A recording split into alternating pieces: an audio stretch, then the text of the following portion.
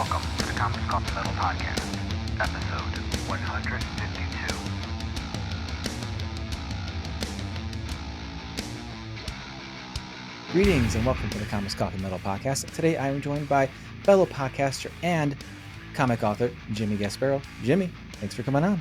Hey, no problem, Don. I'm super excited to be here. This is like my first podcast really as a guest talking comics. Oh well, so, I'm super glad we could be the first one for that.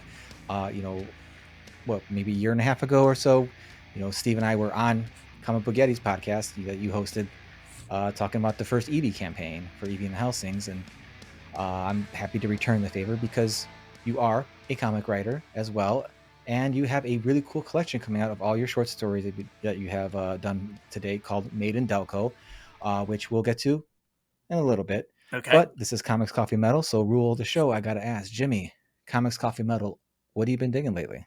So for comics, I was recently in Miami for a conference, and so I brought a bunch of stuff with me on the plane to read.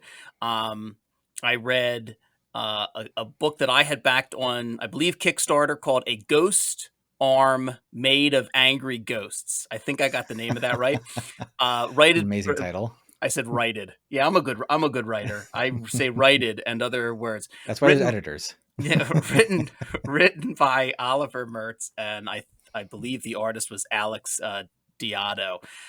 Super strange story. I just loved it. I can't even begin to describe the world in which this comic inhabits, but if you get a chance to seek it out, especially if you like comics that are a little bit off the beaten path, it was great. And also I read Ghost Band. So we had a ghost theme. That was unintentional. Ghost Band, which I picked up at Baltimore Comic-Con from Jason McNamara. And I'm not going to remember the name of the artist on it. I apologize. But Ghost Band was really good. It's kind of like the world is ending, and these group of folks who are together for the end of the world decide to start a band. Anke Gladnick, that was the co-creator and illustrator. I had just looked that up real quick. So I read both of those. They were really great. In terms of single issue comics, I really like Mad Cave. I read a lot of Mad Cave stuff. I just read Missing on the Moon issue 1 not that long ago, which was really cool. Kind of reminded me of the first season of The Expanse. It's a little bit of a missing person story out in space. A private detective has to kind of track somebody down. There's a lot of weird stuff going on. Also a little bit of For All Mankind. That's a TV show that's like an alternate history of the space race. So that was super cool. I really like Mark London's series that he's writing, working with different artists. Revolution 9, Hour of the Wolf, Exit City. They've been pretty cool. I've been reading a little bit of DC Comics. I really like Jeremy Adams. He took over Aquaman recently.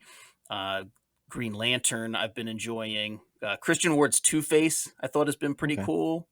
And just only because on the Comic Book Yeti, on the Cryptic Creator Corner podcast, I've started interviewing Marvel writers, because we usually typically cover indie stuff more so. But I've been reading my first Marvel comics for the very first time. So, I read Fantastic Four.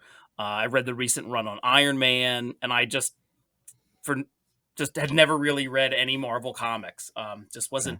I was more of a DC person as a kid, and then when I got back into comics years later, it was because of DC. So I never really got into Marvel. So I've been reading some Marvel comics and really enjoying a lot of that. Coffee. I drink a lot of coffee every day. I drink my coffee black. I drink whatever garbage my office buys in the Keurig. I'm not sure what it is right now. When I do get a chance to get good coffee, there's a coffee place that I go to every Friday morning as like a little treat on my way to work, called Sleeping Bird Coffee. They use Okay. Rival Brothers, which is, I think, out of Philly. And I love the Rival Brothers coffee. I just get black coffee, and that's my special treat on Fridays, along with a scone. Sleeping Bird has Nice. really good scones. Nice. In terms of metal, I said I'm not like I have nothing against metal. It's just not what I ever like gravitated towards. Hmm. I'm more of a I don't know if you call it like folk Americana type. I grew up listening to a lot Okay. of country music. Okay.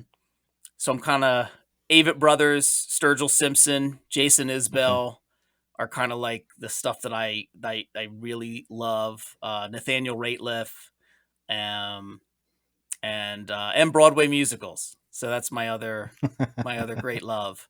And then recently, last time I was in New York, I saw the musical Swept Away, which is a musical that uh, uses the Avett Brothers. So it was really great for me because it combined, um, my two great musical influences. And I had a Avett Brothers Broadway musical, very dark show, um, about a shipwreck and cannibalism. But it's Broadway, right? You know, you know, musical theater, you know, it's not a far leap to some metal genres. Musical theater, to be honest, like symphonic metal, folk metal. Um, it's funny you bring up country because there is like an emerging kind of like country metal thing happening. Really?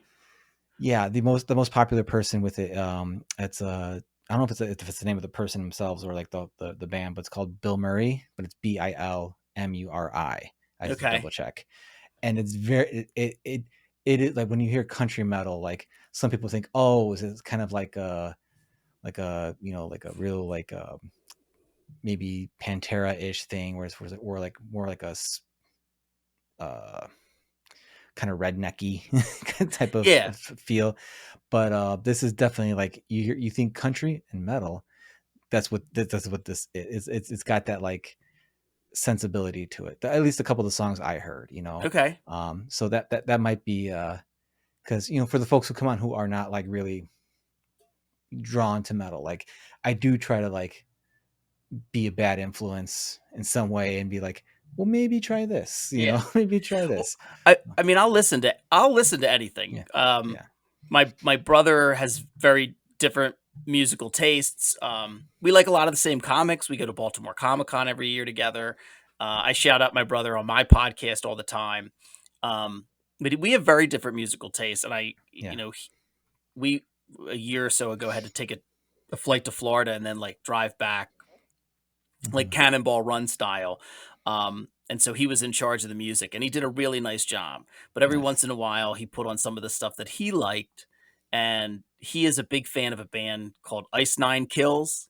Oh boy. Okay. So I don't know if Yeah. that's metal. It is. Some of the They. stands, some of the stuff I liked, because it almost reminded me of like the lyrics and the style of the lead singer, who's Spencer Charnas, also who does comic books. He has a comic Mhm. book with Z2. But it it kind of reminded me of like Meatloaf, the Okay. singer, like on some, you know, on speed. Like, cause it's like that kind of like almost operatic, like Yeah. big, but played very, very fast. And I'm doing a poor job of describing it, but it was Well, very much my brother's thing and not mine. yeah. The look by your face, I think it sounded I'm like you were familiar. I'm familiar. familiar with Ice Nine Kills. I'm not like I don't dislike them. They're not really a band I listen to very often, if much. But I have heard lots of them just because they are very much in the horror space.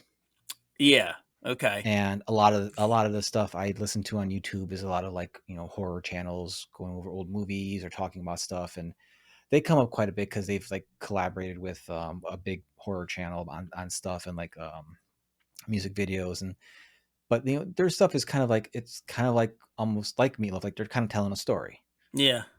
as opposed to like even in a sense you could say all songs kind of tell a story.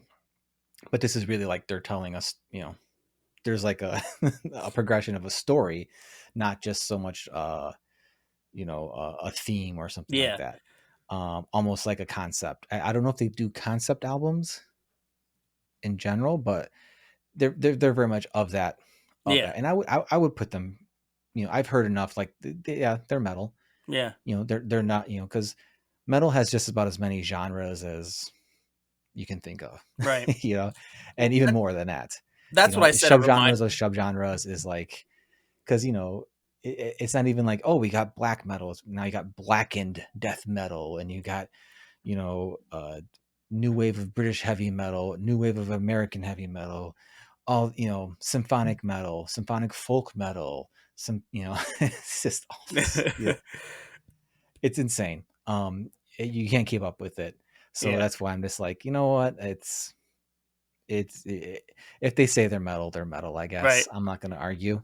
Well, You know, well, there's too much, yeah, there's too let much me out ask you there then, to really try not to to define everything. like be too much of the host of me is coming out on your podcast, but I am curious. Like when you say like metal, Mhm. what is that to you? If I'm like, okay, Don, I don't listen Mhm. to enough metal. I can't Yeah. even say whether or not I like it. Like, tell me what do I need to go listen to? For me, you know, if when I think of metal, you know, I'm of the age where like Metallica was the band, you know. You know, I was a teenager in the mid to late 90s, so like Metallica was the biggest rock metal band in the world. Mm-hmm. So they are my number one. They will always be my number one. I don't listen to them very often just because I've listened to them to death. You know, even when their new albums come out, I listen to it so much. I'm like, okay, I'm good. I don't need to listen to it for a while. Um, so like, you know, but for me, like if I want to think is something metal or whatever, it's usually just like if it's very like guitar or riff driven, or there's a prominence of it um that kind of define that kind of like drives the song, you know, because then you can kind of like, to me that's what metal is. Metal's like just the riff, whether it's a long slow drony type riff that's like in doom metal or something, or if it's a super fast alternate pick, you know, you know, thrash metal thing. Yeah. There's the riff, you know, even if there's this like the riff only comes in, because there's bands like where the guitars are there and the guitars are almost like a rhythm section to like the singer or what have you, especially like if you start going into the more symphonic metal subgenres or stuff like that, but there's still like riffs there that you hear, and you that are the driving point, not the vocal melody of Okay. the song. You know, to me that's what kind of is a hallmark of metal. Not that every metal band has to have every song do that, because they can change it up and do different things. But you know, like Black Sabbath, you know, I had, you know, Joe Eisman on the last episode. We're Yeah. both big Sabbath fans. And if you listen to like the song Changes from Black Sabbath, you know, there's no guitar in there, but they're a metal band. You know, they're granted, you know, they're probably considered you know, the progenitors of metal at that point still, but like if a metal band put out that song today, it would still, it wouldn't affect my opinion of are they metal or not, Right. you know. Yeah, I get that. And this probably comes from the fact that I got into metal in the mid to late 90s, where a lot of people were like upset Metallica wasn't doing thrash all the time anymore, and they're doing load and reload and slowing things down, and Megadeth kind of like tried to do that, and Slayer tried down tuning like the new metal bands or something, and all that kind of stuff was just coming out, and people were just like being very like, this isn't metal, this isn't this, this is this, you know. And to me it was just kind of like, i I like it all. So, you know, and if I had to like pick that one thing, that one simple thing, it's the Mm-hmm. riff, Okay. you know. And that's why when people are like, oh, you know, I like ACDC, but are they metal? I'm like, they got riffs, man, they're metal. I'll put it. I mean, you tell me Brian Johnson isn't like a metal singer, you know. um So I think or like Alice in Chains. That's a big one. That's like always up for debate. Like, is Alice in Chains metal? And I'm like, have you listened to fucking Jerry Cantrell play guitar? That's fucking metal, dude. Like the riff to Them Bones alone is like enough to put them in the permanent metal camp for me. Okay. But that's just my taste. I'm not too far off than what I was thinking. So because Yeah. that's the stuff that I think of when I think Yeah. of metal. I had no idea there were so many subgenres. Not that I guess it shouldn't surprise me. There's like a lot of different subgenres to everything, but well, I like to say it's a medium more cool. than a genre at this point. Yeah. Like, Yeah, I mean that makes sense. Yeah, But and it's I used to have a rule. I'm like, if my rule was like, if someone released this in like 1984, would it have been considered metal? Then yeah, it's metal. Kind of like, if like right in the middle of like the thrash boom, right? Like if people with like, because at that point, like you could even say like Sum 41 would have been considered metal because of some of the stuff they play. Yeah. I won't say that because they themselves say they're not, and I will respect a band's self description. Right. But they definitely got riffs that would be like, that sounds like a fucking metal riff to me, man. Like, so yeah, it's yeah. But again, I'm very much accepting of like all the differences, because I will listen to something a lot of people consider unlistenable. And then I will also listen to things that, are very, melodic and popular and right. or at least easier to listen to than, something like Dirty and Nasty and stuff like that, in terms of like production or vocals or something like that. And even then, like, I know I'm not even like extreme enough for some people. I have friends who are like, the metal metal bands they like, it's like, I'm like, nah, it's too much for me, man. I can't do that. That's a lot what they're doing right there, and then I'm pretty laid back about like, okay, that's cool, that's what you like, cool. I'm not gonna say, I'm not the guys going out there, oh, it's false metal, it's not real, it's not blah blah. It's like, all right, whatever, man. Like, it's got to be these things, it's got to be this, it's got to sound like that. There's too many good things, too many good bands to listen to really stop there and like complain about that kind of thing. It's like, okay, you don't like that, fine, go listen to the stuff you want to listen to, which can be said to pretty much about all media these days, all creative works these days. Like, why complain about the thing you didn't like when there's so many things out there that you could just fucking drown in awesome things. Yeah. Before you even have to like be forced to, take something in that you don't like anymore. Yeah, whether or not it's music or movies or TV shows or comics, like we've never in all of human history have never had as much access to like art and entertainment than we do right much now. Less at the level it's at. Period. Yeah, I know. It's crazy. It's insane.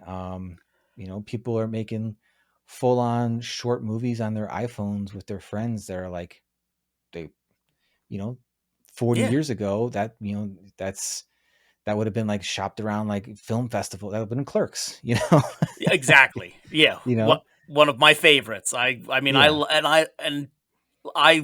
loved growing up in that time, and I don't know if that, like, my discovery of Clerks, perfect example, will ever kind of happen again. I mean, people will still discover things, just the way will be different, but just the idea that I still remember, I was working at a country club at the time. There was an older guy, a few years older than me, Jason, who, we worked together and I was friendly with. And I still remember him telling me like about Clerks, like about this movie that he had seen that he never saw anything like it, and then trying to track down a copy of it,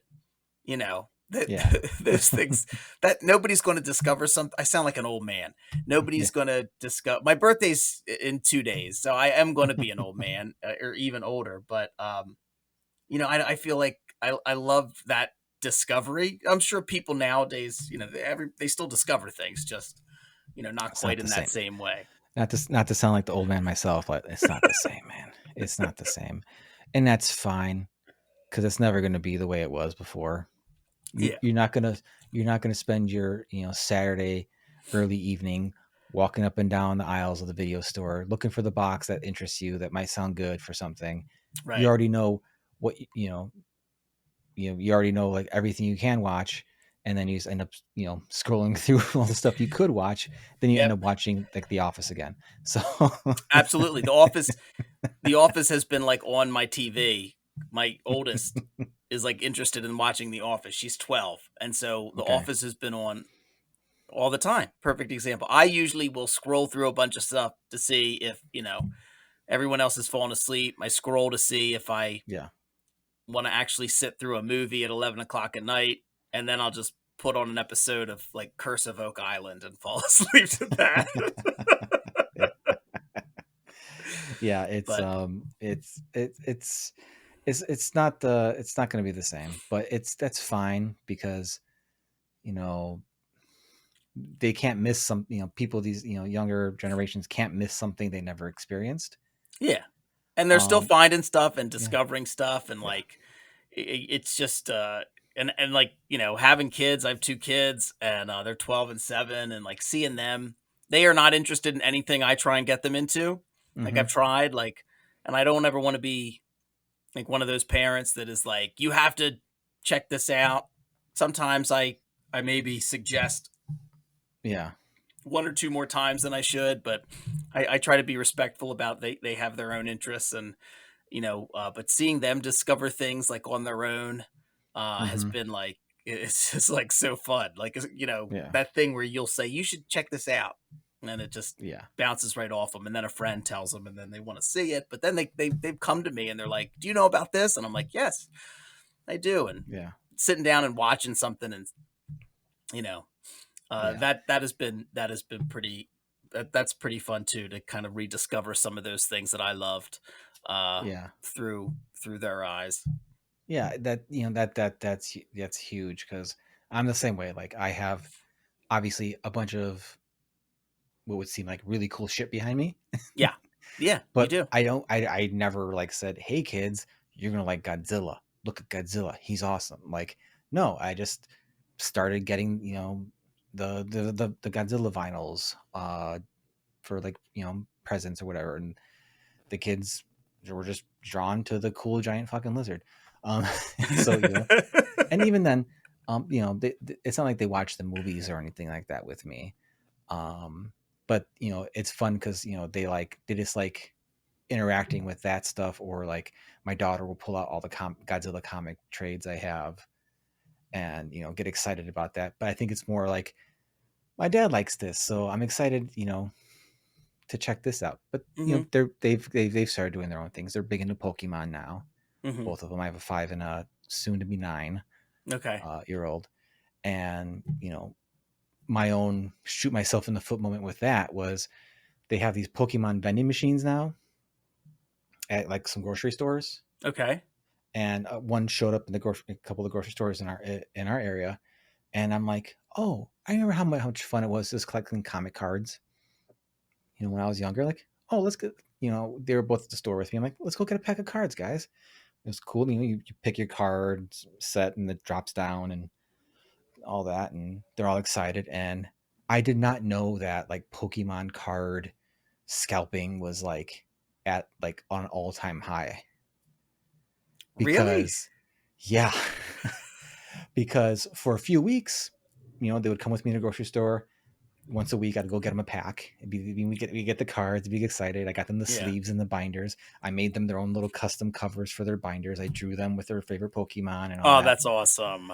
And like, I'm like, hey, you got your collection. She's got, your sister's got her collection. It's cool.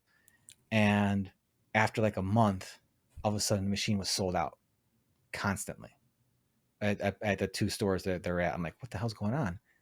And then I just like looked around and I'm like, that's when I saw everything popping up. Like there's people who literally like pay vendors to find out when they're going to be refilling those machines, and they'll stand in front of that machine and buy it out.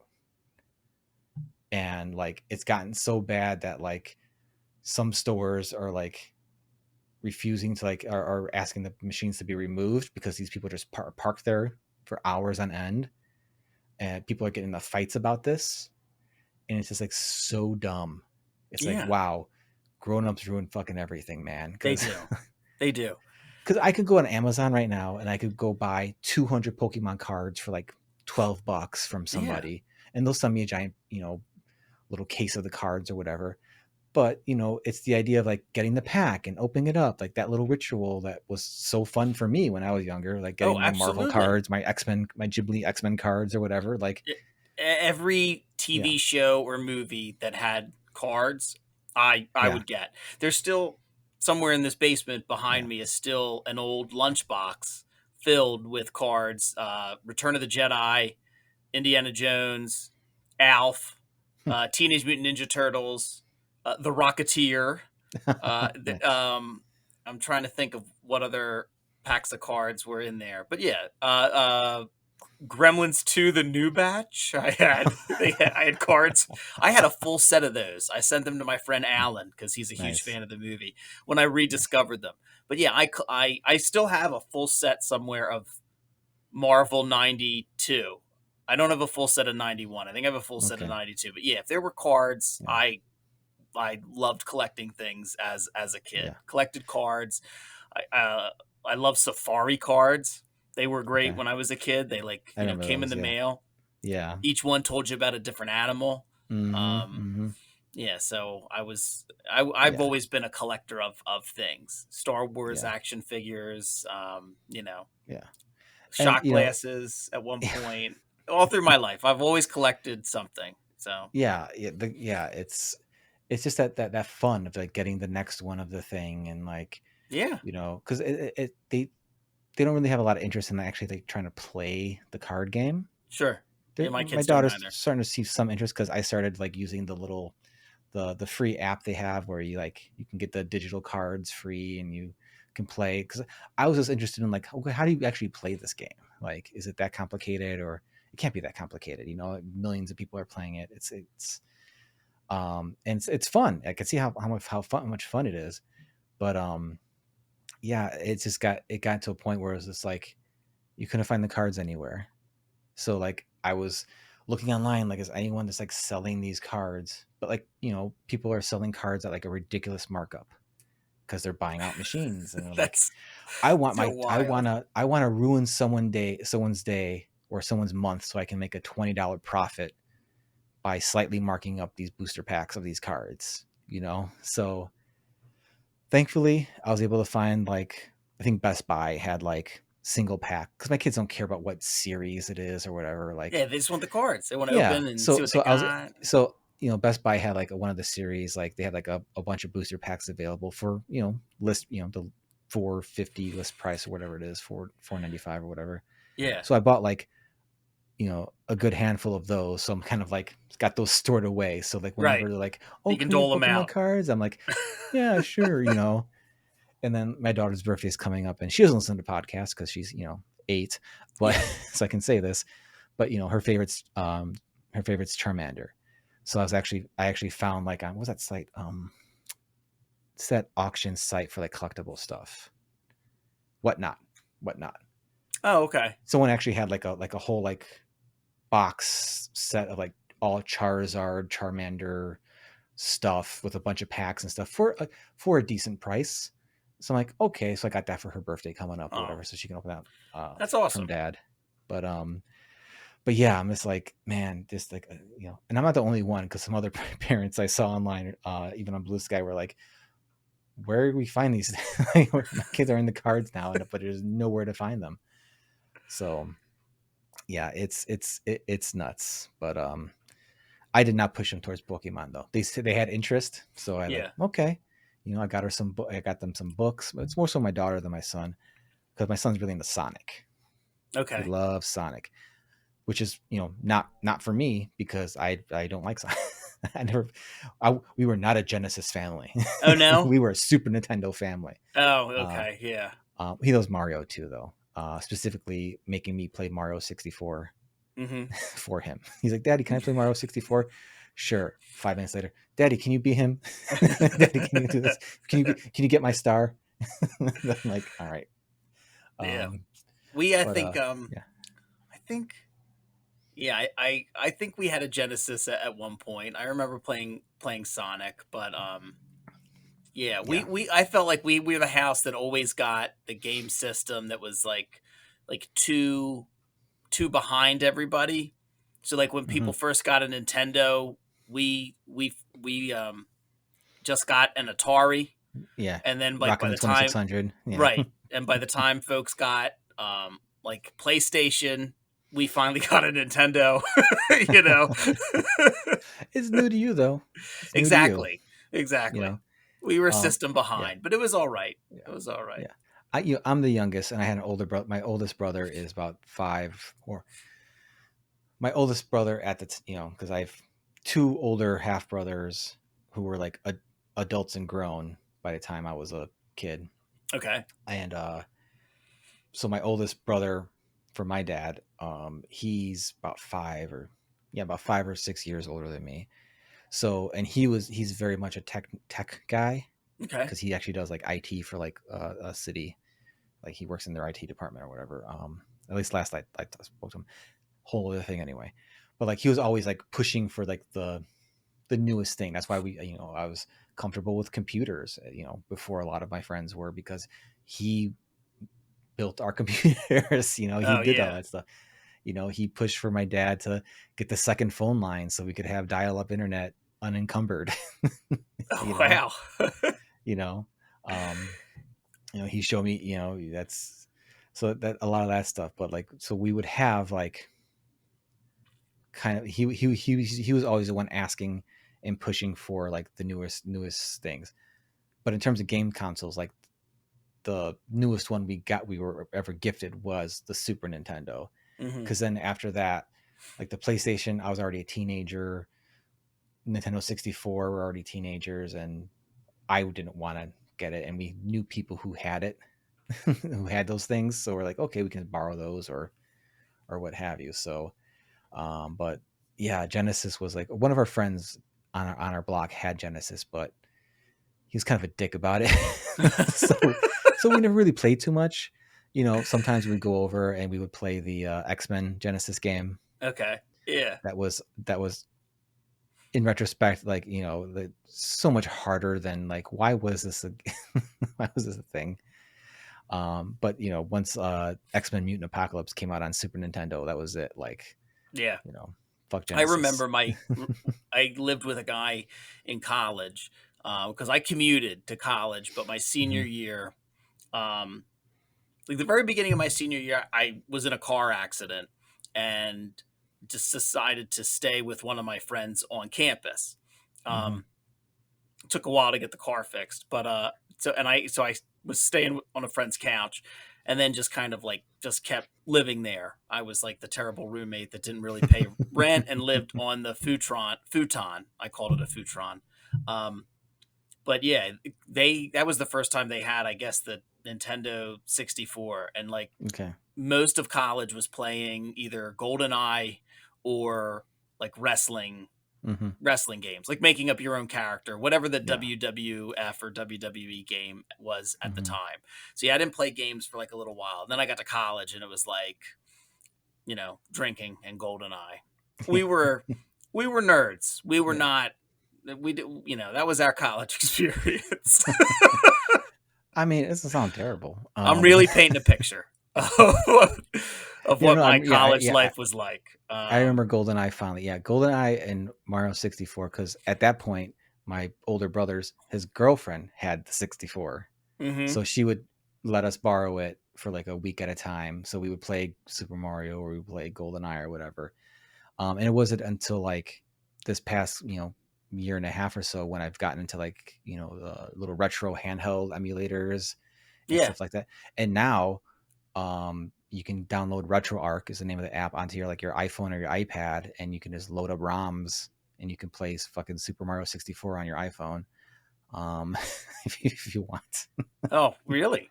So yeah, so I have the first iPad Pro I got that wasn't handling my Clip Studio drawing program well anymore, Yeah. but it still handled pretty much everything else. That's just kind of become my media iPad, where I'll have like games or or I'll read my comics on there or whatever, and all that. Because I got the Marvel Unlimited app.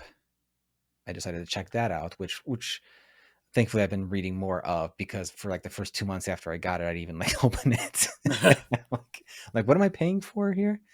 Sure, technically I could write it off, but like, as an Yeah. Well, expense in my taxes, but like, really? good that Yeah. you've gotten It's into like I'm it getting that and money back, really. you're Um, using it to read yeah. some good comics, hopefully. But but you know what? Shout out to Erica Schultz for the Laura Kinney Wolverine series she's been writing. That's been really good so far. Oh, good. I'll have But to check that out. I really like Erica. yeah, it's but yeah. So I end up like playing stuff on there, or again, like with some of the retro like Game Boy looking handhelds that were like Uh-huh. 50 or $60 online now, that you can just dump everything on there, um, and just emulate all those games and stuff. So that's kind of where my kids were getting into like Sonic and stuff like that. And yeah, so back where we started, yeah, my son's really into Sonic, but you know, uh, and that's definitely not a game I played or I was really like drawn to play, but like he's very much like, Daddy, play Sonic with me. So like we'll both start, you know, and since I'm terrible at Sonic, he's always like beating me to the end of the level. And he's like, "Oh, Daddy, I got more points than you." I'm like, "Yeah, I know. It's fine. I don't care." But then when it comes time for the bosses, Dad, It's your turn. You gotta take care of those bosses. yeah, at least some of them. At least some of them. But but no, I was trying to get him to watch at least the Sonic movies, Yeah. because he was kind of interested in them. But like, he doesn't really like. Basically, if Sonic's not on a screen, it's like, the Simpsons episode, like, where's Sonic? Where's Poochie? Yeah. Oh, yeah. It was, or we were watching. We finally, we watched the first half like a month ago. Then we finally watched the second half of the Sonic 2 movie, and like the whole time he's like, "Is Sonic dead? Did he? Is Knuckles gonna help Sonic? Why are they fighting?" I'm like, "Watch the movie. Yeah. He's gonna find out." They're good movies. I really like Yeah, them. they are very very. They got some really good jokes in there for I sure. thought they did a nice job. Yeah, They had a good cast. like I was fine enough to like, "You want to watch 3 now?" Like, no. I'm like, all right. um, but yeah, going back to the first thing we were kind of about, yeah, but I'm not really pushing them to anything. Um, my daughter did want to go see the latest Ninja Turtles animated movie in Oh, the okay. theaters when that came out last, like, just over a year and a half ago now, I think. Nice. And that was like one of my favorite like experiences, because Ninja Turtles was my jam when I was a kid. So Oh, yeah.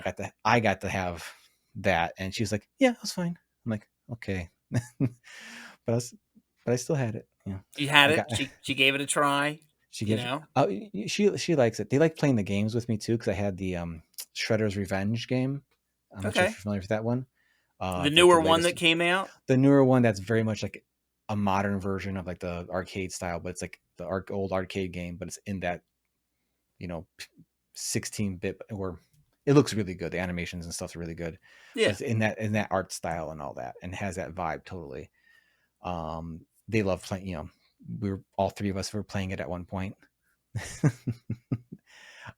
So like it's fun like getting to share those things, but yeah, I try not to push anything on them, Hmm. because I don't, you know, I just, if they're anything like me, they will instantly reject it on that principle alone. I'm like, "You're gonna like this." So even Right. when it comes to like music and stuff like that, like, "Are you interested? Do you want to learn? Cool. No, fine. I'm not gonna make you pick up any instruments or whatever." But so they're kind of weaving their way into there. Good. So, Yeah, who's your favorite turtle? Like, you're a I'm a Leo. Raphael guy. I'm a Leo guy. Leo. Oh, I'm a okay. Leo guy. Yeah, All right. I'm a Leo. I married a Raphael. Oh, okay. My son's definitely a Michelangelo. Okay. My daughter, I think she likes Leo, but I think she's kind of a Donatello. Okay. All I right. think she's One of kind of a each in the Donatello. family. There you go. What's that? I said one of each. You got one of each in the Yeah, family yeah, then. yeah. So that works out. Yeah, it's funny because uh my wife was like, Oh, we should have gave our son like an L name, because then we would have had all the initials in our names of the turtles. If If, only you would if have only I had thought the about that. forethought to, I you know, know. I could. Why did I name him Matthew? I could have named him Logan. Why did I do that? Yeah, you would have had the Because L. because I know people named Logan in their houses. If you're named Logan and we haven't met, I'm not talking about you. But all the Right. ones I've Just met, other Logans. yeah, not great. But yeah, yeah, I think we've gone off topic far enough. Oh, probably. That's fine. We can the, get the back on the two track. podcast hosts cannot stay on topic. Yeah, Go no. figure. But you know, on that note, like Yeah. you host the Comic Book Yeti podcast, the Cryptid Corner, Yep. The Cryptid and Creator Corner, me and Byron O'Neill. We don't share hosting duties. We each like host our own episodes, but Byron has taken over of Comic Book Yeti from Matt Leggetti, who started yeah. it. Matt was great. So Byron's now the editor in chief, and he is also one of the hosts of the podcast. He edits everything. Byron does like a Herculean amount of work, and he's great. He gives me the freedom to kind of do what it is I want. But yeah, we the podcast has been going strong for 3 years now. I think we're um about 330 episodes Nice. right now. I think my episode this past Tuesday was my, I don't know, 175th. Ah, so wow. um so It's a big I'm chunk. yeah. I absolutely love it. Love talking to comic book creators. Like we started out, we're like at a kind of an indie site. We cover a lot of indie comic books, a lot of folks that are crowdfunding. But we also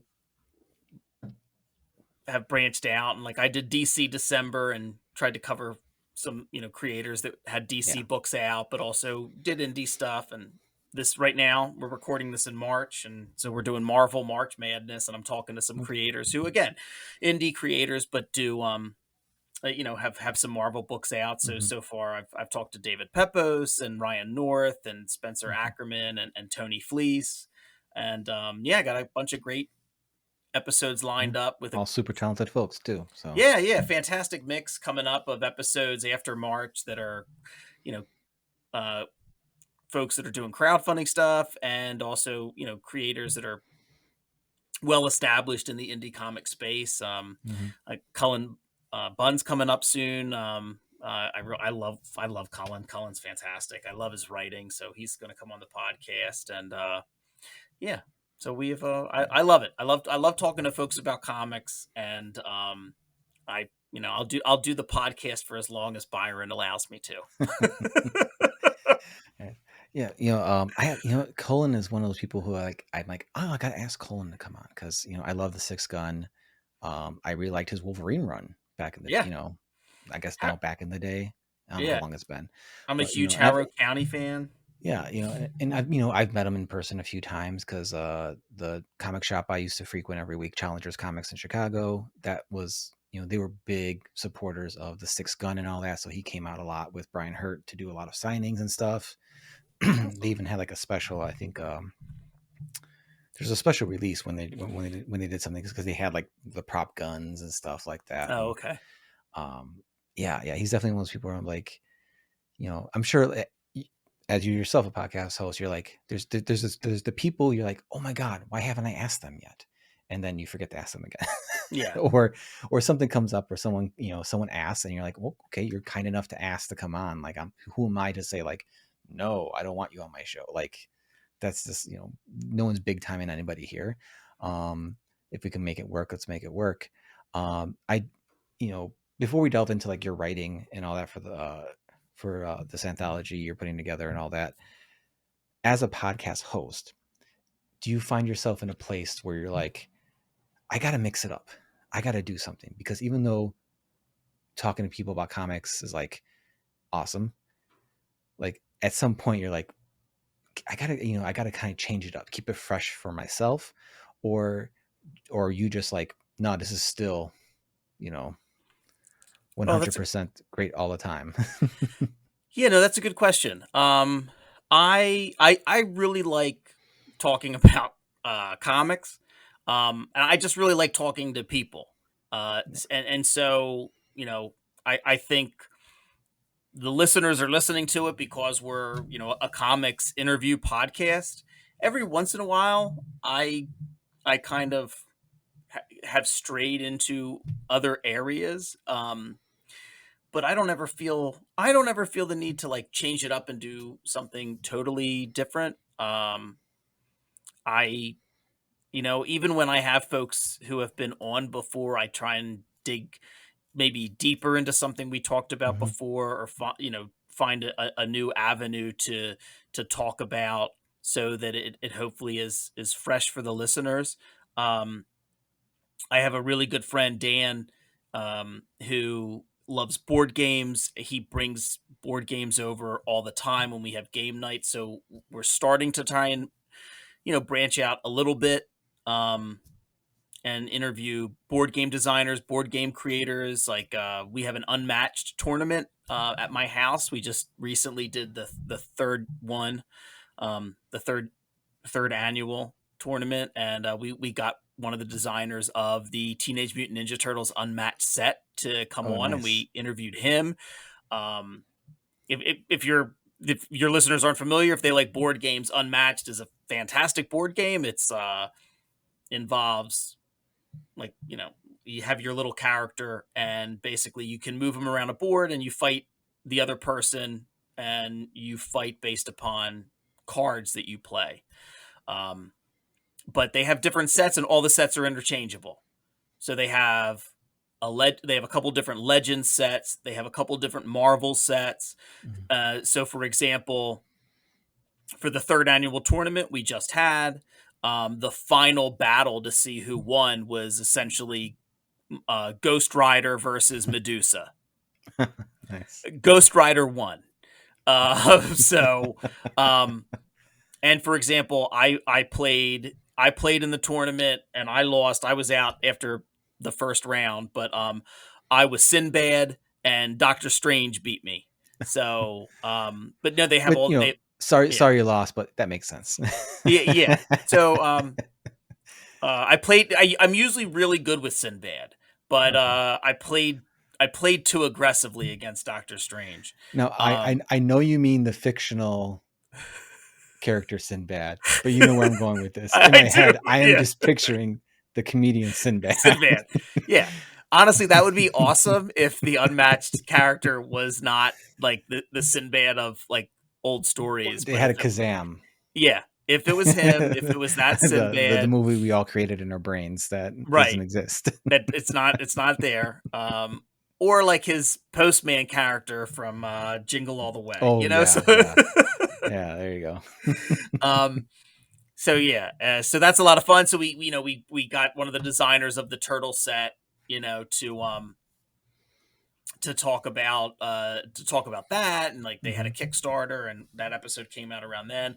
And there's another board game company called Off the Page Press, yeah, which they basically take comic books and turn them into board games. So they've done Harrow Okay. County, they've done Mind Management, they've done Core of Discovery, which is based upon Manifest Destiny, and their newest one that they're hopefully going to kickstart in the summer is a board game based upon Matt Wagner's Grendel. Oh, that's awesome. Yeah, and Yeah. so I don't know. I like to talk about stuff that I'm interested in, that I Hmm. think listeners might be interested in. I try not to stray too far from Yeah. comics, but yeah, I mean, I'd have anybody on to talk about Yeah. something that I thought was interesting. So Someone I know who does RPG, they just help write and design RPGs.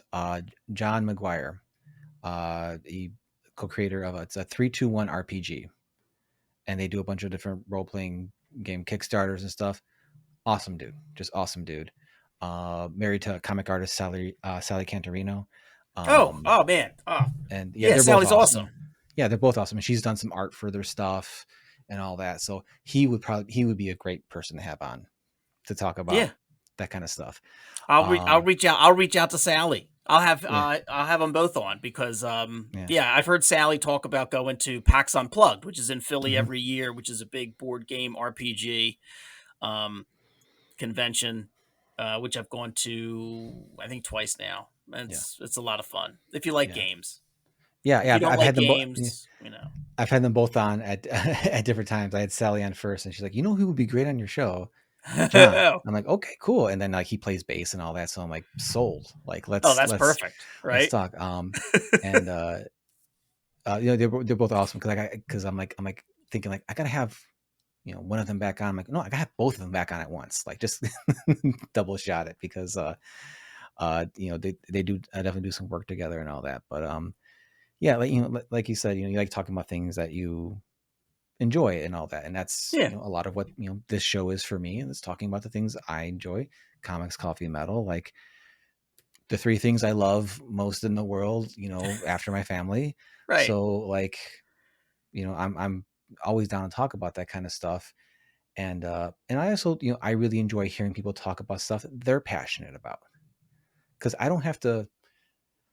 Like a prime example is like I really love the movie Jiro Dreams of Sushi that came out probably 10 years ago now at this point, or longer.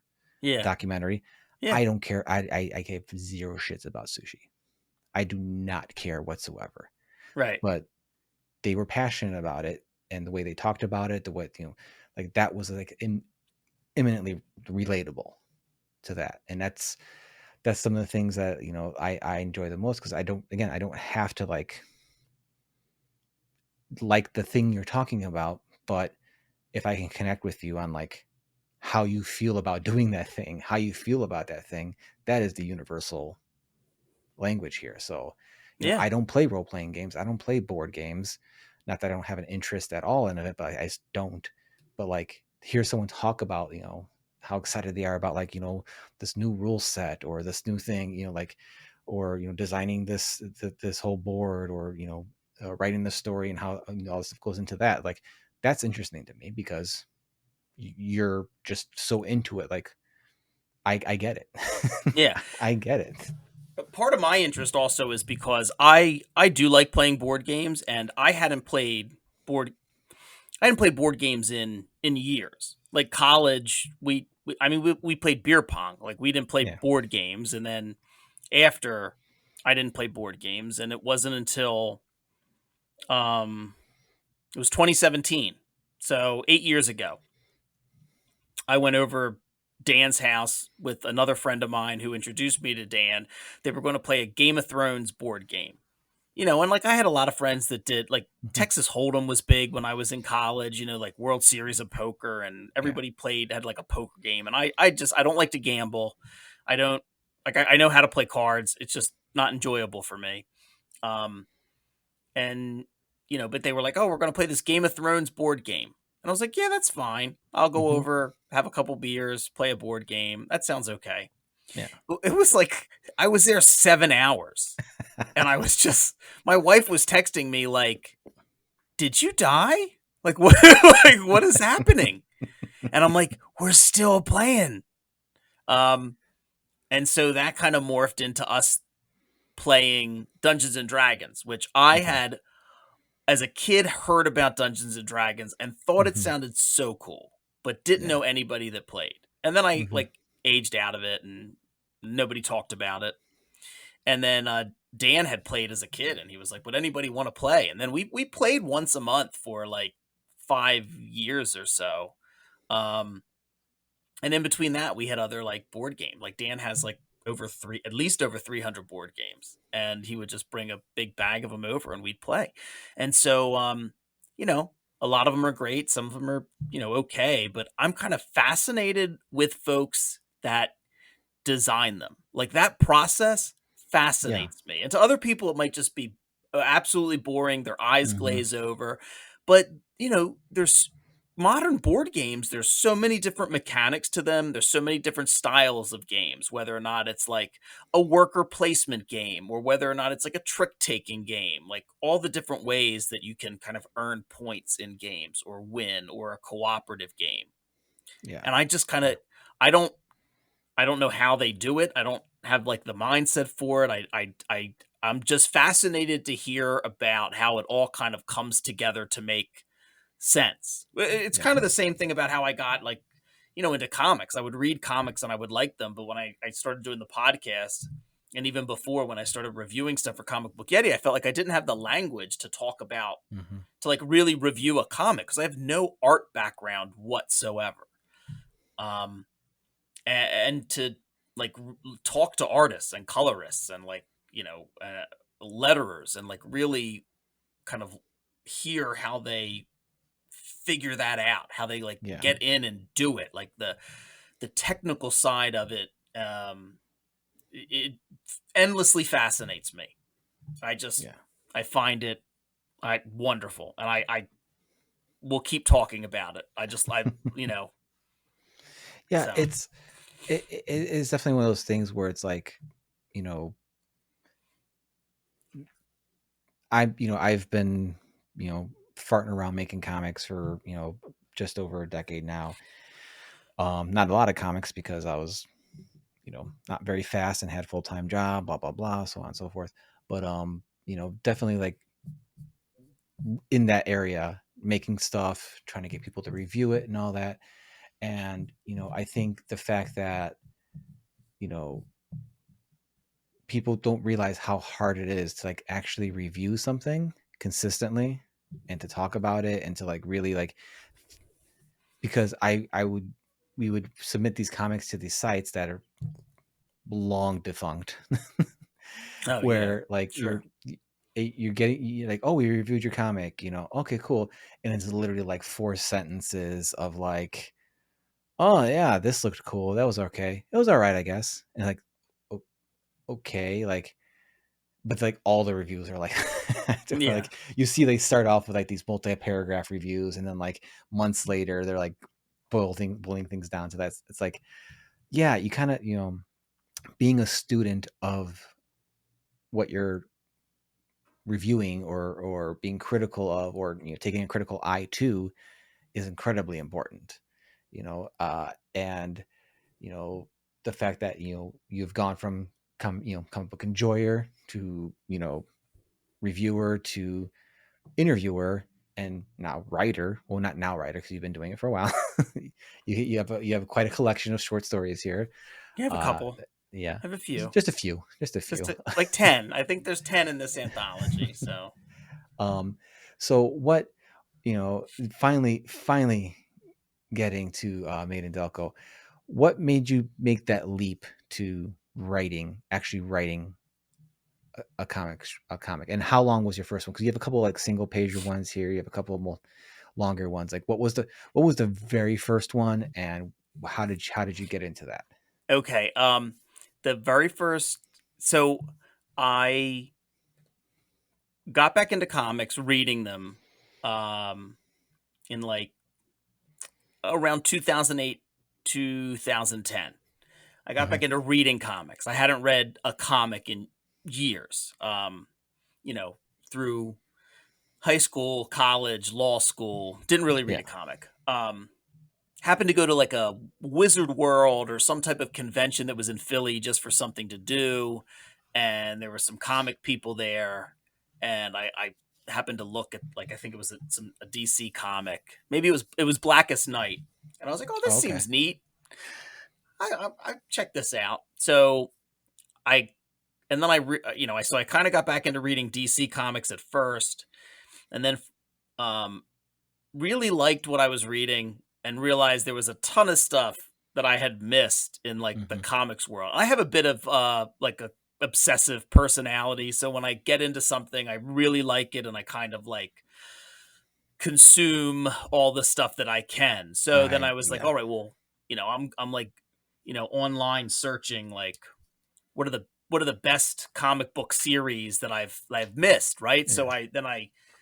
um then I went and read like all of Why the Last Man and Watchmen, and read all the and like, Crisis on Infinite Earths and Infinite Crisis, Identity Crisis. I read all the Crises books, so um and so so fast forward to then starting to post about comics on social media, and Matt Ligeti from Comic Book Yeti reaching out, asking if I wanted to review, and I just didn't think that I had the knowledge for it. But he was like, "Yeah, give it a try." And I only reviewed a handful of comics before they wanted someone to do like a written interview, Mm. and I was like, "Yeah, I'll do that." Like I said earlier, like the only other thing I've been trained to do as an attorney is to ask questions. Like that's it. Yeah. I can ask. I am not useful in any other capacity, but I can ask questions all day. And so I started doing written interviews, and I really enjoyed it and was cranking them out, and it gave me something to do, like kind of like a hobby. And then when Byron wanted to start the podcast, I jumped on it. But reading so many comics, I w- thought I I never thought I would be a writer. Like being a writer wasn't like a dream of mine growing up. Um, but reading all of these comics, I thought it would be fun to try and make one. Mhm. And then like during I guess the early days of the pandemic in 2020, I thought I would maybe give it a try just to see if I could do it. A, a large part of my motivation was probably my kids, because I felt like I wanted to have something else to show them. Like you can't really, Mhm. you're like your dad's a personal injury attorney, and you can't really point to anything and be like, this is what dad does. But Yeah. I don't know, like if I just had a story, Mhm. I mean, I just I thought it was something that maybe I could try and do and just put something else out into the world. Um, and so the first thing I did, I bought a bunch of books. Well, not bought. I think I got them from the library. The library down the street from me in Wilmington is like amazing. The Brandy 100 library has an amazing graphic novel collection, and I got like uh Bendis's uh what is it? Pictures for words. I'm Yeah. gonna So butcher yeah. the title, but whatever Yeah. Bendis's book about writing Is it comics words for is, pictures? yeah, it's something like Something that. like that. I got that. They had Denny O'Neil's book, Mhm. Scott McCloud's Understanding Comics, Yeah. of course, and I just like consumed a bunch of stuff about how to do it and like do a comic script and like tried to learn as much as I could. Yeah, and then it was just on social media. I saw that the buy visibility, Kat and Phil from Lifeline Comics, and I pitched a story, and I think Kat reached out, and she's like, "Yeah, we really like your story," and it was, I think, just like 2 pages, and then she wanted it to be four, and she edited it and kind of got it. um, Beck Kubrick, I was paired up with Beck as the artist, and Taylor Esposito lettered all of the stories for that first By Visibility anthology. And yeah, that was the first thing that I had like published. And I mean, just like, I mean, it's probably been said a million times, like on comic podcasts, but you see that art come in, like when you've written something, you see that art come in, and you're like, oh man. And like one of the things for like the Kickstarter for Buy Visibility was like trading cards. So, I got like a Okay. little card with like one of the Nice. characters that I came up with, but like, Beck designed, Oh, and yeah. It's a real and then thing. It exists. it exists. And then after that, like there were, anytime there was like an anthology, I'd try and pitch something and come up with an idea. And so I had a few stories that were already published. And then I don't know, I'd written a few other things, like just short stories for different anthologies, and then for one reason or another, the story wouldn't get picked, or Mhm. the anthology wouldn't see the light of day for whatever reason. Um, and then there were a couple of things that I had pitched a story idea and it wasn't accepted, but I really liked the idea, so then I just hired an artist, and I figured, um, you know, Have it maybe we'll ready. do Just something do it. with it one day. Yeah. Yeah, so then I have two 8-page stories that I was like, I really liked them, and I'm that the anthologies that they were originally supposed to be a part of didn't happen, and I kind of got I don't know, I didn't know if something would come along, and I really liked them, and I just thought, I just want to see them in print. So I have like 10 stories, a few that have been published before. But these couple have not ever been in print, and I thought, you know what, I'll just put it. I'm going to put a book together.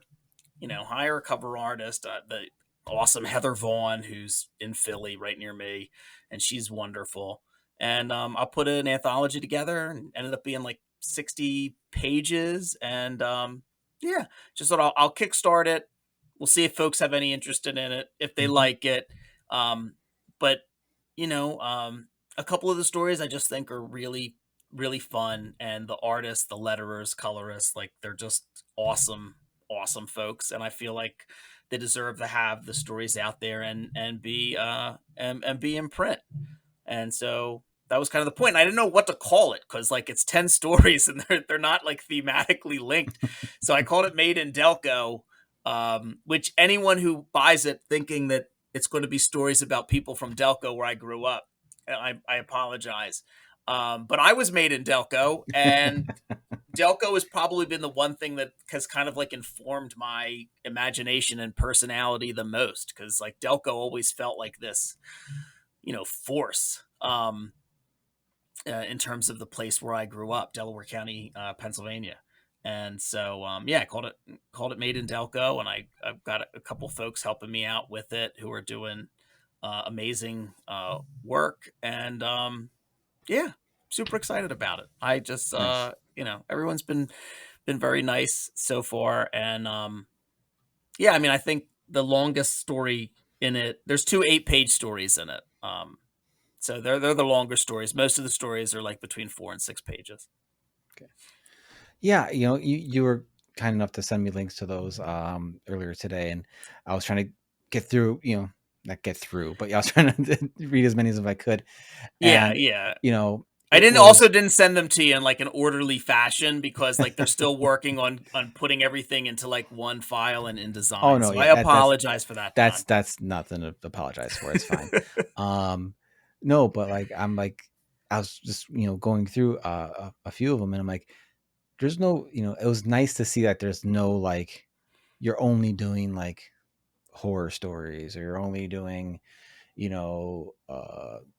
a specific type of story, which Yeah. is no shade at anybody who does that, but like in the idea of compiling all these together, like that's what I would want to read. Something that's not, if it's something from one, where the common denominator is one creator, writing it. Like I Right. want to see a bunch of different stuff, and it's all, you got some sci-fi in there, you got some drama, you got like romance, you got Well, romance. We'll leave it at romance that. might be a bit of a stretch, but thank you. I appreciate that. Yeah. So Yeah.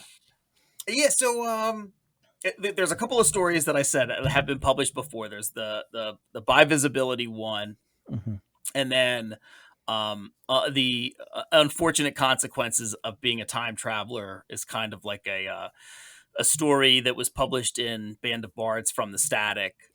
It's a 6-page story, and basically that was me writing about my fear of dementia and death. So super uplifting, but that's like the catharsis part of writing. Writing about the things that we fear. One story is from the Comics from the Kitchen anthology, which is basically about my father and his meatball recipe. So that's kind of like a nice slice of life type story. There's a few others. The sci-fi one is kind of Cowards Die, which is about a prisoner who is debating on what he should do in terms of his escape. And then there's, I tried to have a few stories that had a little bit of humor. Denmark of the Dead is kind of like an Indiana Jones esque, where everything goes wrong.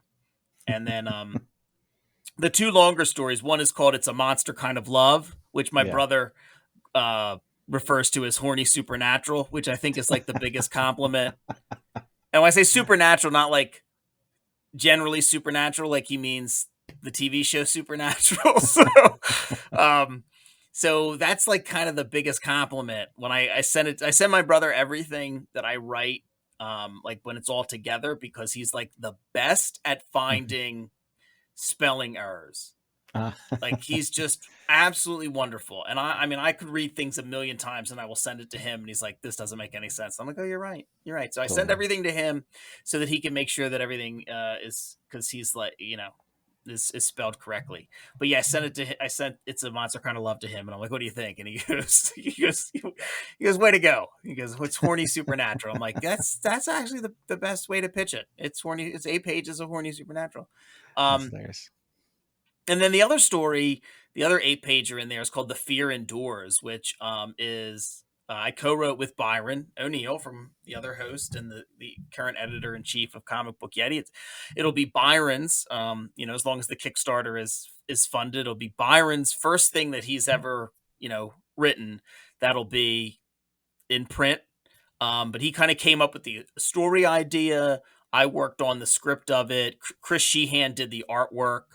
Roland Cownans colored it. Rob Jones, who I absolutely love, lettered it.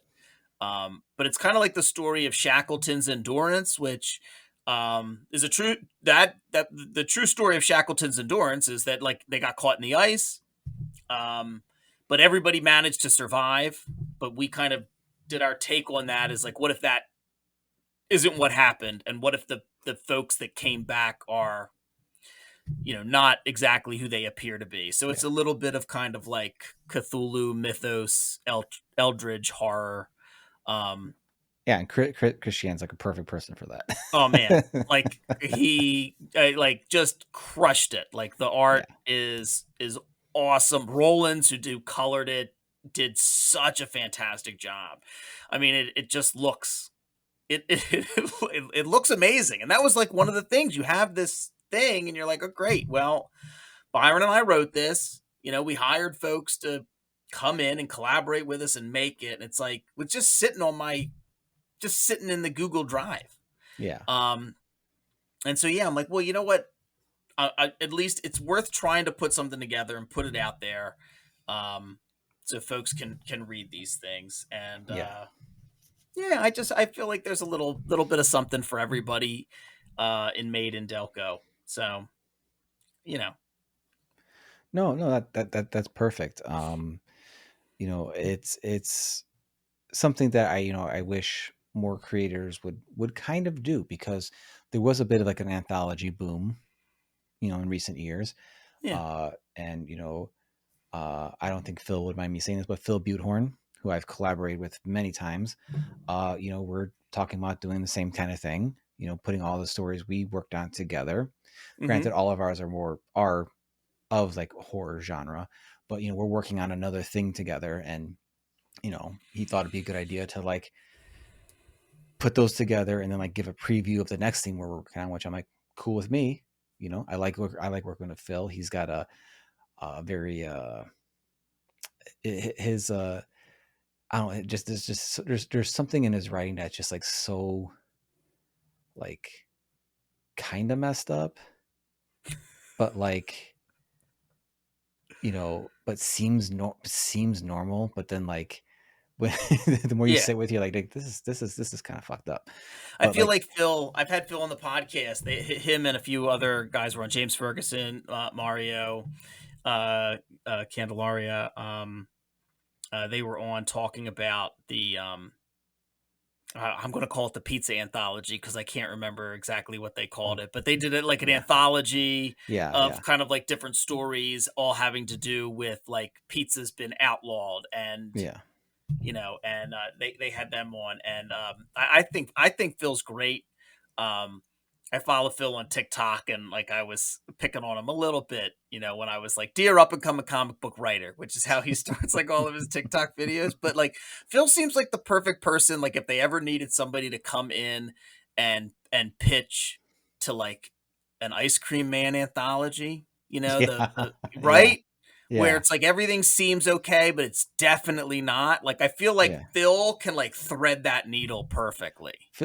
Oh yeah, like the early to mid '90s, like straight to video horror movies, full moon productions, like Phil does like well done versions of that.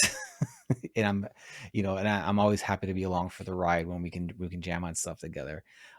Because it just it has that feeling of just like uh just like just kind of out there, but just like a little bit, you Mm-hmm. know, or a lot of it in some cases of some of the stuff we've done. but he's always, I've been very fortunate to have, collaborated with really fun, great writers. Especially now, like I feel like, with Steve Bryant on Evie and the Helsings, working with Grant Stoy on Paterfamilias, and I'm working with Phil, on another thing um, called Final Boy. Like I feel like they're all very different, Mm-hmm. but they all like, they scratch different parts of my brain with like what they're doing, and how they approach things, which, for me, you know is great because I feel like I can approach each project visually a little bit different than the last one, because it's just, it's given me that inspiration, that vibe, to make it its own thing and all that. When you were writing, did you know ahead of time very much, like, for these stories, like who was going to be drawing it, or do you just kind of like mostly write the story and then like, okay, I got to find an artist for this?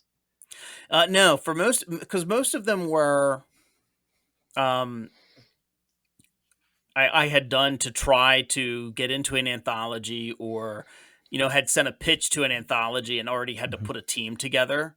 So Okay. usually I knew before I started scripting who was going to be Okay. drawing it. Okay. Um, and I've worked with Joe Kovas, who did It's a Monster Kind of Love, and Buddy Bodoin. But Buddy is somebody else who I just like love as a letterer, and Buddy's a great writer as well. I'm gonna plug Buddy's comic book series that he writes, Corvus, from Dead Sky Publishing. So, Buddy, there's a plug. Corvus is great. Buddy has a similar sensibility to me in terms of some of the stuff he likes. But yeah, I've worked with Joe before on a couple of things. Um, and Joe kind of gets the type of thing that I'm going for. Um, the first thing we did was a 4-page comic that was in an anthology called like Tales of the Bizarre, and I um, connected with him on social media. Was looking for an artist to try and to kind of do this short 4-page weird little robot story. And yeah, Joe and I have worked together on a couple of different things, and I just felt like he would kind of get the monster love story that we were going for. And since then um, we worked on something else for an anthology that is hopefully coming out later on this year. Yeah, so Chris Sheehan was somebody that Byron wanted to do this endurance story, and he really wanted to get Chris. He thought they would be like the perfect person for it. So, and Yeah. Byron was right. Once I see the artwork, and it's just like, oh God, man, that's so great. Yeah. Yeah. It's so when you were, so okay, you had your team set before you even really started scripting in most cases. Yeah. Was there a point, or, well, first off, did you like bounce things back and forth with them, or because I know with shorter stories it's kind of difficult to like, you kind of have the short story, there's not a lot of room to like really like, oh, let's dig more into this, or let's expand this, but like, was there any real like interplay or like back and forth with the artist about like story development?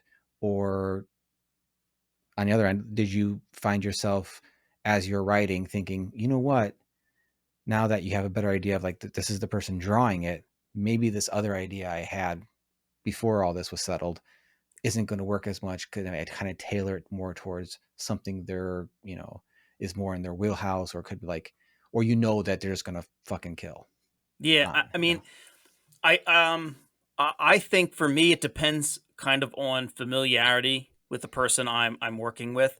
I have a tendency to I will do I like for my scripting process, I write everything out by hand. Um and then I will type everything up for the artist, and that's kind of like my first edit. So like my first Okay. draft is all handwritten, and then as I type everything up, I will edit, kind of like that draft. And I usually, because I still feel like I don't have that like art background or Hmm. language, I'll say this is kind of what I'm envisioning, and if something doesn't work on the page or you have a better idea, like let me know about it. And I try to be very open. I try not to be precious with my writing. I try to all gear it towards the, you know, telling the story, getting the point across.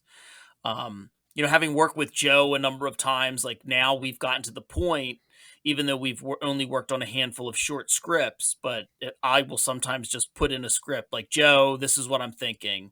And he'll bounce back with, um, I changed this in the script, and I, rather than it being like one panel, I broke it out into Yeah. two, and this is what I did.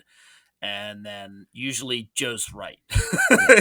you know um and I'll look at it and be like, oh yeah, okay. Or every once, might have to say like, oh, don't forget this, like a Yeah. continuity type of thing. But yeah, I try to give the artist as much leeway as possible to kind of, give them as much agency over the story as I have, so that they, we feel like true collaboration. It is a visual medium. Hmm. I can put as many words on the page as I want, but folks are they really want to see it, as well. So I don't ever want to be like heavy handed.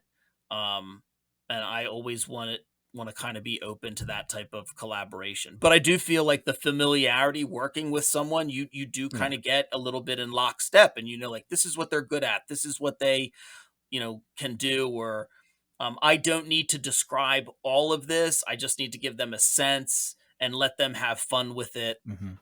So yeah, I think it just depends. No, that's awesome to hear because, I can understand from a writer's perspective. It's, you know, scary to like say like, okay, or it could feel like almost insulting when someone's like, can we make this panel two panels instead of one and three, or change this up a bit or whatever. But I've always approached it from the perspective of like, we're in this together. Like, I want to tell the best story. You're giving me a lot to like, from your end. And if it's like, if whatever you're giving me, I'm like, yeah, I feel like this is the best way to nail it, great. Or like, maybe I'm more prone to like adding panels than anything. My own uh I guess personal red flag for myself is like, I would like, I like to like space out moments more sometimes to like really Okay. give more reactions. Maybe sometimes even to a detriment where, I'll have to rein it back in. But but again, it's all because like what I'm reading is like hitting me in a way I'm like, well, I really like this. Can we sit with it a little bit longer? Or like, you've already conveyed this with what you wrote here. I don't think we need to do, we need to continue it in this next panel. We can cut that other Right. panel out. Like, so it's never like I never like look at it as like, oh, they did this wrong. It's just more like, oh, how can I add to this? How can I make this better? Or like, you made it already good. Like, you don't need to like add more stuff, Yeah. and with the three people I'm working with now, it's all very different, you know and so that's why I'm always interested to hear like how people's relationships are. And it's great to hear you're having that kind of rapport with somebody to where you're both kind of just in that mode. And it's great that it's happening with such, with not needing to have like this huge swath of work between the two of you already. Like, you already kind of like found your groove with each other, which is great.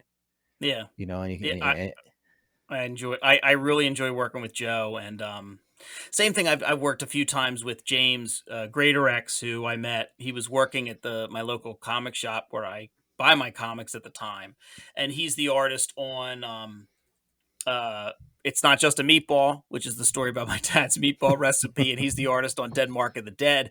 And so Denmark of the Dead was the first story we did, was for like the 2021 Platform Comics 10K challenge, and it's like, you got to make a 6-page comic in like a week, Okay. and he just cranked it out and did a phenomenal job.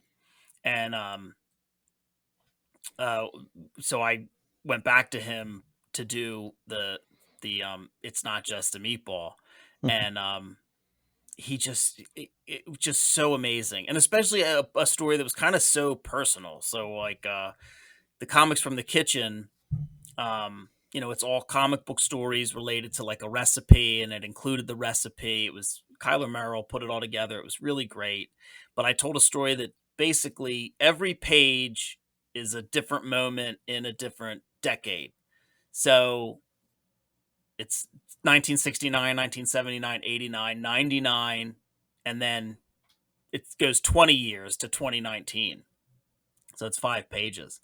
And I mean, yeah, James just did such a great job.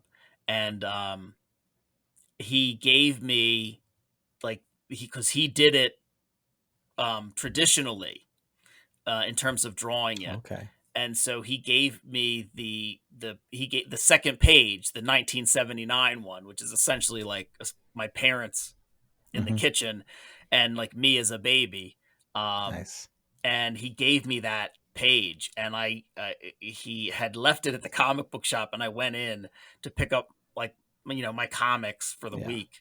And somebody's like, "Oh, James left this for you," and they hand me like the original page at page 2, and I'm like, I called my wife from like the parking lot of the comic book shop, like crying, and I'm like, she's like, "Are you okay? Like, what happened? What's going on?" And I'm like, I couldn't get the words out. I'm like, finally I was able to say James gave me like the original page, and like seeing this thing that like I wrote and he drew of like a moment that never really happened, that was just supposed to capture like the Idea in the idea feeling. of me being a kid and how important like this dinner was, these meatballs, this, oh man, I was like a mess.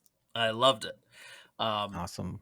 Yeah, James is like phenomenal, and it's just so much fun to work with him. I remember one time for that same story, the first panel was supposed to be somebody comes out in like a robe, and in my head that's all I described it, and in my head I was thinking like, oh, I want it to be like my dad's being handed down some mystical meatball recipe. And James drew like a kitchen in 1969 with somebody whose face we never really see wearing like a bathrobe.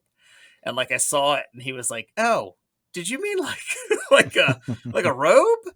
And I saw what he had drawn though, and I'm like, "No, you were right. You were right. You did the right thing." And it worked. It worked so much better than like my idea. But yeah, comics, man. Awesome. But before I let you go, I have one last actual question for you, and that is, of all these short stories, is if you could pick one to like, what, I want to kind of return to this universe I made, and kind of like tell some more stories in there, or at least one more. What would be the first one you're like, I got to go back here? Denmark of the Dead. Okay. I was going to ask, because that was the one I'm like, of the ones I was able to read before the show. I'm like, this feels like, Jimmy's like leaving us on something. Like, okay, we're going to come back. We're going to come back to this. Yeah, it's a Denmark of the Dead is like a story where it's like an Indiana Jones type, but he has 2 people with him. Yeah. And Carl is like his assistant, who's not great at being an assistant. And I would kind of love to like carry on the world of Carl, who is like the Indiana Jones adjacent, who's not good at doing that, but just really loves the work and is like trying his best. I feel like I don't know. I feel like there aren't enough comics that really mine the comedy of what the medium can do, and I feel like Denmark of the Dead would I'd be able to do that with Carl. So awesome. Yeah, Carl's definitely. I would definitely want to read that for sure. Oh, thank you. Yeah, maybe one day. That's it. Because I think with especially with like that kind of adventure type thing is like, yeah, having the guy who's not really good at what he's doing, but he's still like trying. Yeah. But Yeah, that feels like there's more meat on that bone I agree. that has been taken Yeah. to. Awesome. So Made in Delco, that will be launching April 1st. I believe this episode will be, I never remember dates anymore That's apparently. fine. But this episode will be dropping on the 26th of March. So I'm sure there'll be a pre-follow link Yeah. for the campaign, which I'll make sure is Yeah. in the show notes below. Awesome. And yeah, I can't wait to see it all put together and all that. And uh, you know, again, I've said this on the show a few times, but it's still true. Everyone who's been on a guest has been funded. Oh man, a lot of pressure. I'm happy to be at the very least a rabbit's foot for everybody. So fingers crossed. Fingers I'm sure crossed. it will be, because you're a great dude. These stories are really fun, and I'm sure that people are going to come out and definitely show their support, because I think there was an anthology boom a few years ago, and it's kind of tapered off a bit with Yeah, it. I But agree. I think I think just the idea of like one creator kind of like being like the denominator of an anthology. I really like that idea. I want to see more people do that. Just because I like seeing that kind of range, because I know Jeremy Hahn did that a couple years ago with Hauntology, which Mm-hmm. is like, a really beautiful book, because he's a fantastic artist on top of being a great writer. Um, and, just seeing that kind of like, range of people, the range someone can have with their writing or what they're doing and the type of stories they want to tell.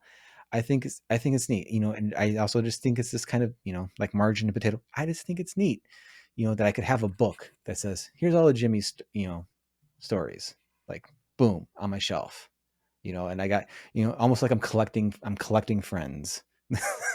Yeah, I mean, that's how I look at it. Yeah. No, I just well, I'm biased, of course, but I like the stories in it. The artist and the colorist, the letterers, they've all just done an amazing job, and I feel like people they shouldn't just be sitting on a drive. I think people really like these stories. Heather Vaughn did a phenomenal cover. I gave her like one or two ideas, and she kind of came up with her own thing that is absolutely perfect.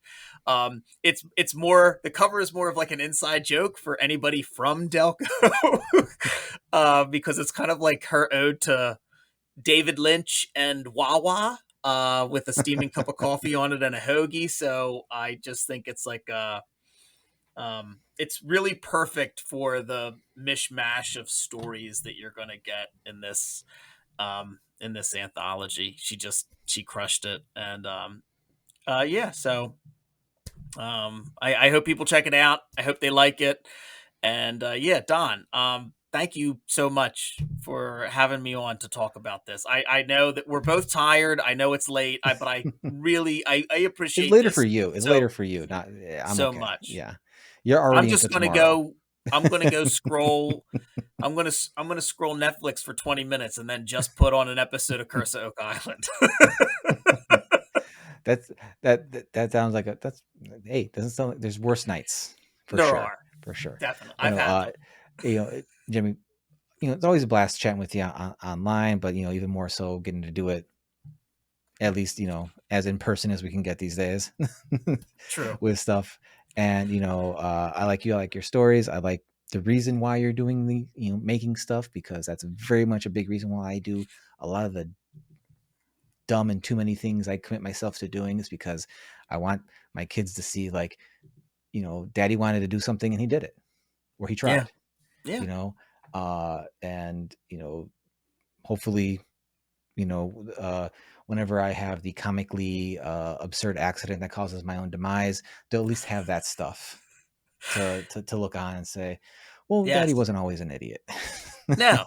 We No. saw it And, coming. But yeah. right. And if you're listening to this, make sure you go. If you're listening to this when this comes out, make sure you go and back Evie and the Helsings if you're not. because like it Yes, is so we good. we hit our funding goal today, which I is like, saw. oh, Congrats. like, you know, long-standing Steve and I are very happy just to have, just to hit funding goal, even if it's the last second of the last day. That just means we get the book out to people, we make it, it's great. Yeah. Um, you know, with the first, with the first issue, we were just flabbergasted because we got funded like in, I think like 23 or 24 hours, which was nuts to us. The second issue, I think it was 72 hours, and then the third issue was about 5 days. So this one was just over a week. All perfect, like no complaints whatsoever. Yeah. Because we're seeing lots of return people. It's Well, and also like that's the just thing. People are coming back to it. I don't know if I yeah, told you this before, but can I just say, in all honesty, how annoying it is that like you have such a great title with Evie and the Helsings. Like that is just something that annoys me. Where I'm just like, God damn, that's a good title for a you know, book. I I do have to take a I'm little bit of jealous. I do have to take a little bit of credit for that because when Steve approached me with the project, it was I think just Van Helsing or Van Helsing's, and it was like an Eddie Van Halen type dude. Yeah. And I asked him if we could make it a lady because I just didn't want to like I just thought it'd be more interesting. I like a lot of female fronted metal and rock bands, so I'm like I would like to draw this. And Steve's been great with just like sure, he and when we're kind of talking about the book or whatever, I'm like, what if they called the band, like, well, what's this called, like Evie and the Helsings? I think I suggested Edie because of Edie, like Edie Falco, and he's Yeah. like, and I think he either misheard me or he typoed Evie. I'm like, well, that's even better though. Yeah. It's even better. It is Um, such a good title. Like I yeah. know I just that's like that is just something you hear and you're just like, ah, What is fuck. that? That's annoying. you know, That annoys me. It's like, man, like it is so good. And the comic itself, I love. Like what the two of you are doing, I well, just I feel I like it is appreciate that. amazing. It's very much like the book Steve and I would happily do for the rest of our lives. We've already like planned out, I don't know, probably 6 arcs already. Not like fully fleshed out, but like, here's where we would like to end up. And then, Yeah. and I'm really excited. I'm really excited for this 4th issue. People check it out because it's been a lot of fun pushing myself to try to, to draw all this and trying to make, up my game as much as possible with each issue. And, this, with this 4th issue being funded for this arc, that means like we can confidently start working on the next arc. And I'm really excited about that one because that's the one where I've had like the most story input on. Oh, nice. Because Steve had pretty much just one whole arc. He let me pop things in. He like to say he gives me enough rope to hang myself with. Mhm. But he knows when it's too much. He knows when we got to pull back. And so I'm really excited to get working on the second one. We're already designing characters, and if anyone's a backer, you're going to be seeing some character designs probably, or by now you've seen some character designs of some people coming up on the next volume. But I really appreciate that, Jimmy. You've always been super supportive of my stuff, and I really do appreciate that. Because when it comes down to it, like on the on the days where you're just like, oh man, I don't know, like just remembering like someone really liked something you did and they told you, it goes a long way. It does, and I deeply appreciate it. I know Steve, is going to appreciate hearing that. Yeah, uh, I think it's that you're I so think it's angry that great. you like the title so much you're angry about it because we're like I that with am. so many things. I'm so it's just, yeah, like Yeah, it's just one of those things. yeah. And the fact that not only is it like a great title, which is like, you want to bring people in, Evie and the Helsings, because it Hmm. has that like throwback, like Josie and the Pussycats, Hmm. 70s type of band. Um, I love that it's female fronted. Oh, we didn't talk about Dorothy. That's more rock than metal, but I'm a huge Okay, fan but of the yeah, no, band no, Dorothy. that's Uh, definitely in that vein. Yeah, yeah, so I'm a huge fan of Dorothy. I forgot to mention that earlier, but I love that it's female fronted. And then like you get the comic, and it really is so good. I it's one of those comics that I read, and I just have a lot of fun reading it. I think you're doing, a phenomenal job on it. But yeah, some of the stuff that you've done before, I've read some of your work in different yeah, anthologies that have come out. There was one. What was the Western one that you did? yeah. That one in particular, I do remember you had very nice things to say about the story I did for the ill-fated off into the sunset Yeah, anthology.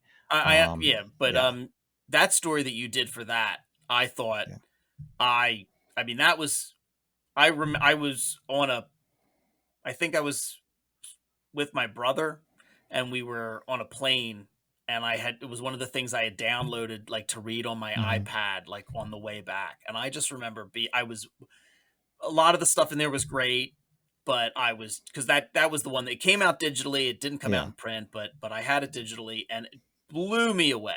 Like knocked my hair back. I thought it was so good, and I immediately turned to Bobby, and I was just like, "Whatever you're doing, put it away, and you need to read this right now." And You mentioned you liked it before, and you were really you were really cool. I don't think you've told me that before, so that's filling up my mental tank a little bit. So thank you for adding I mean, that part to it. it is like it is the like no hyperbole. Um, it is one of the things that if you were going to teach a class on effective storytelling, like emotional storytelling in comics, in a short comic, like how can you convey the most impactful with the least amount of panels? I would put that up on the board any day of the week, Wow. and Oh, talk to the class about how you can in very little panels tell an effective emotional story about heartbreak, about loss, about grief, about revenge in what, like 4 pages. uh, yeah. I mean, any day of the week I would do it with that comic. That was one of the best things I read in a while when I read it, and I still think about it to this day. Well, it doesn't look like it, but I'm definitely blushing on the inside.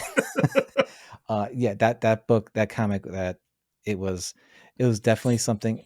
It was something I had in mind before the anthology came around. Because when it came around, I'm like, oh, I got this, and you know, it was originally like 8 pages in my head, Mhm. but then like once I'm like, oh, I only have four.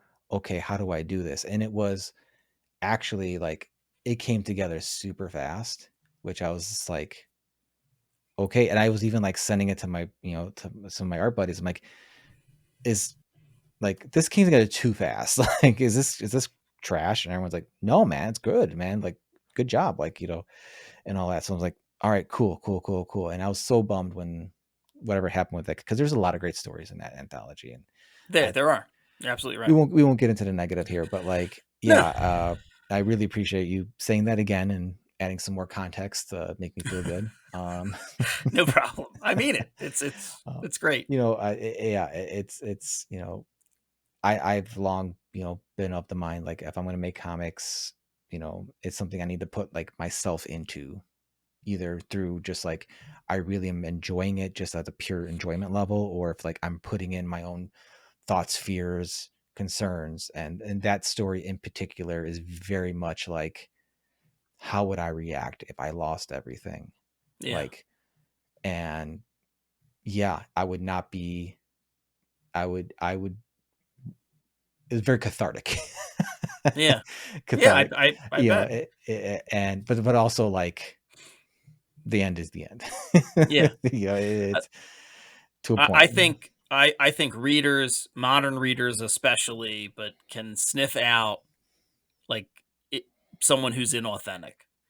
Yeah, And that when I look for storytelling, whether or not it's comics, TV, movies, theater, whatever it is, whether or not it's drama or comedy, it doesn't matter. But commit to the bit, right? Yes. Just like, just Don't, give it to me.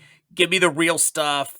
If it's supposed to be played straight, like, don't wink at the camera. Like, yeah. Just put it all there on the page. And so What's that Ron Swanson quote? Don't half-ass two things, whole-ass one thing. exactly. I mean, that's words to live by. Yeah, in general. Ron knows. Nice. Well, thank you again, Jimmy. Thank you for coming on. Blast chatting with you. Definitely be happy to have you back on when you have your next set of anthology stories, or I'll find some other reason to bring you back on. Yep.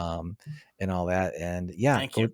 Please, go check out the anthology, check out the link, sign up, because also, getting the follows on the follow page and those first day pledges are super important to these stupid, dumb algorithms that exist in the world.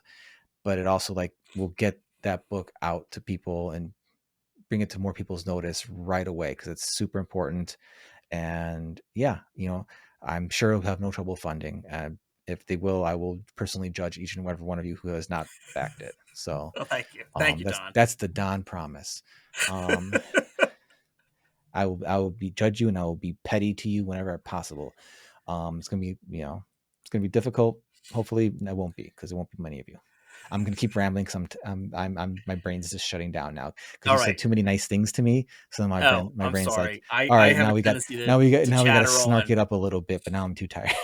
Okay, I have a tendency to chatter on. My apologies. I mean, people know. People listen to the show. They know I might as well call it Comics, Coffee, Metal, Tangents. Oh, that's a great title too. All right, Jim, thank you so much for coming on.